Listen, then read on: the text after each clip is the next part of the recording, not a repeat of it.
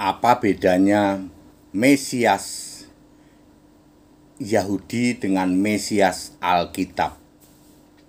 Bangsa Yahudi mengharapkan Mesias. Apa bedanya Mesias Yahudi dan Mesias yang ada di Alkitab? Saya Pendeta Tan Hoi Nai, Pendeta Henry Tandianta, Master of Bibliology Studies. Kan sekarang ini sedang terbongkar ini bahwa Yesus Kristus itu ternyata Isa Al-Masih. Soalnya mereka sendiri yang membuka. Ya, mereka dari kelompok Mukalab sendiri yang membuka. Nih Pak HTD, ada Alkitab LAI. Di sini ternyata Yesus Kristus itu Isa Al-Masih. Lah iya. Saya sudah tahu dari dulu. Cuman mau cari bukti itu nggak ketemu-ketemu. Saya tanya ke sana kemari apakah di Alkitab Melayu itu ada tulisan Isa Al-Masih. Dia sendiri yang buka. Nih Alkitab terbitan LAI untuk suku Melayu. Di sini Isa Al-Masih berarti terbuka sudah. Yesus Kristus 100%, 100% adalah Isa Al-Masih yang ada di Alkitab.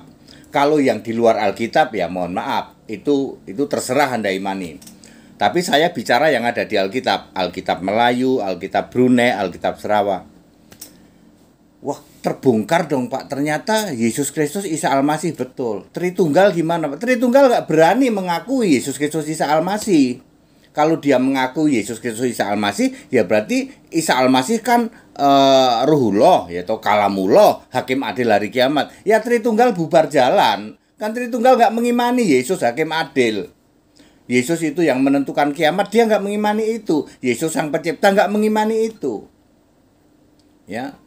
Jadi yang Tritunggal juga bubar jalan kalau dia sampai mengimani atau sampai menyetujui bahwa Yesus Kristus ternyata Isa Al-Masih. Demikian pula dari luar kekristenan juga bubar jalan. Lah iya dong, berarti Isa Al-Masih itu Ruhullah, Kalamullah, Hakim Adil hari kiamat. Ya, dan lain sebagainya. Ya, sisi sini bubar jalan, sisi sini bubar jalan. Kalau makanya mereka menolak mati-matian. Lalu mereka coba mengobok-obok Mesias. Ternyata Yesus itu bukan Mesias yang diharapkan Yahudi. Ya memang bukan.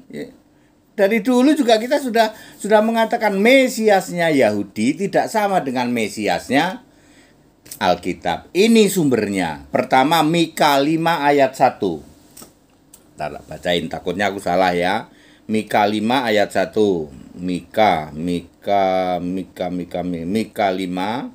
ayat 1. Ini dia yang dia nggak pernah baca. Sekarang engkau Mika 5 ayat 1. Tetapi engkau Betlehem Efrata, hai yang terkecil di antara kaum-kaum Yehuda, daripadamu akan bangkit apa? Bagiku seorang yang akan memerintah Israel. Ini dia kalimat lanjutannya nggak pernah dibaca. Yang permulaannya sudah sejak purbakala, sejak dahulu kala. Ini artinya raja itu harus sang alfa, yang permulaannya sejak dahulu kala. Ini yang tidak pernah dipahami. Ya, Mesias Alkitab adalah seorang raja yang permulaannya sejak dahulu kala. Ya, lalu diwujudkan di dalam Yohanes 12 ayat 13. Hosana, Hosana, diberkatilah dia yang datang dalam nama Tuhan, Raja Israel. Itu dia. Yesus naik keledai, dia Raja Israel. Yesus permulaannya sejak dahulu kala, cocok dengan Mika 5 ayat 1. Ya, Simeon juga sudah tahu dia itu Mesias yang diurapi Tuhan. Tahu dia di dalam Lukas 2 ayat 26. Israel, ini perhatikan ya. Israel itu mengharapkan Mesias itu membebaskan penjajahan dari Roma. Orang Roma kan lagi jajah Israel nih. Mesias itu harus datang membebaskan Israel dari Roma. Padahal yang dimaksud Alkitab adalah Mesias itu pemimpin, ya, Matius 23 ayat 10, yang sejak dahulu kala, sejak permulaannya sejak dahulu kala, misinya adalah membebaskan Israel berbalik kepada Tuhan, kepada Allah. Hati bapak-bapak berbalik kepada anak-anaknya, demikian anak-anak kepada bapak-bapaknya, yang dirintis oleh Yohanes Pembaptis di dalam Lukas 1 ayat 17. Lu clear toh? Mesias itu membalikkan hati bapak-bapak pada anaknya, membalikkan hati bapak-bapak, hati orang Israel yang menyimpang dari Allah, berbalik menyembah Allah. Ya, karena Israel kan umat pilihan berbalik menyembah Allah. Itulah Mesias, membebaskan orang Israel dari Tanak dan Talmud, ya, dari ajaran-ajaran palsu, sehingga berbalik kepada Allah. Yang sudah dirintis oleh Yohanes Pembaptis di dalam di dalam Lukas 1 ayat 27, sehingga menyiapkan umat yang layak untuk Tuhan.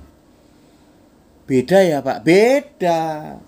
Alkitab menulis Mesias itu raja, pemimpin, ya, yang permulaannya sejak dahulu kala membebaskan orang-orang Israel untuk berbalik kepada Allah. Membebaskan dari cengkeraman Talmud dan Tanak dan ajaran-ajaran menyimpang. Sementara Mesiasnya Israel, dia harus raja, membebaskan orang Israel dari penjajahan Roma. Nggak ada hubungannya. Ya, Mesias yang dipahami oleh Yahudi tidak ada hubungannya dengan Alkitab. Ini dicoba dikorek-korek oleh Mukalab, ya, untuk menandingi bahwa sekarang sudah terbuka very clear, terang benderang, cetha welo-welo bahwa Yesus Kristus adalah Isa Al-Masih dalam Alkitab. Sama-sama Alkitab. Yang di luar Alkitab itu Isa Al-Masih mana, Pak? Ayo, nggak tahu. Ya. Saya hanya ingin mengatakan bahkan mereka sendiri yang membongkarnya. Ternyata ada Isa Al-Masih di dalam Alkitab. Itu yang sudah lama saya cari-cari, ya. Saya cari-cari, mereka sendiri bisa menunjukkan ini ada Isa Al-Masih di Alkitab, Pak HTD. Ini yang saya cari, Alkitab apa itu? Ini Alkitab. Aku langsung tahu ini Alkitab Melayu. Ya, walaupun dia menuduh ini tuh Pak, LAI kan bikin begini Pak, disebarkan ke komunitas kami Pak. Tapi aku sudah tahu itu Alkitab Melayu.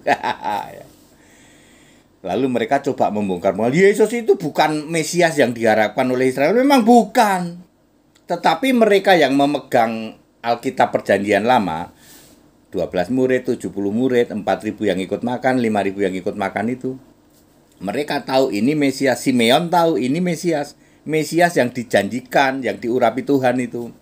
Ketika Yesus dilantik jadi raja, naik keledai, lalu Hosana, Hosana, diberkatilah dia yang datang dalam nama Tuhan, Raja Israel. Itu orang Farisi, orang ahli Taurat itu kupingnya merah, hatinya meledak-ledak, darahnya mendidih. Ya.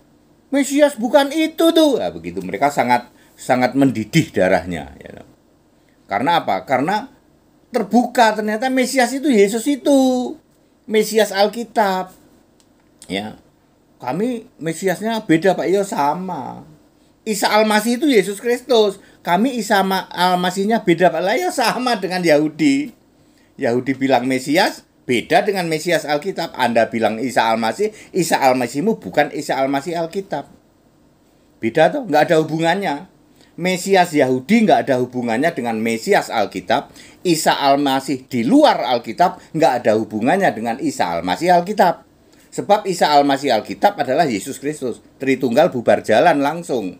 Soalnya Isa Al-Masih kan Ruhullah, Kalamullah, ya, hakim adil hari kiamat.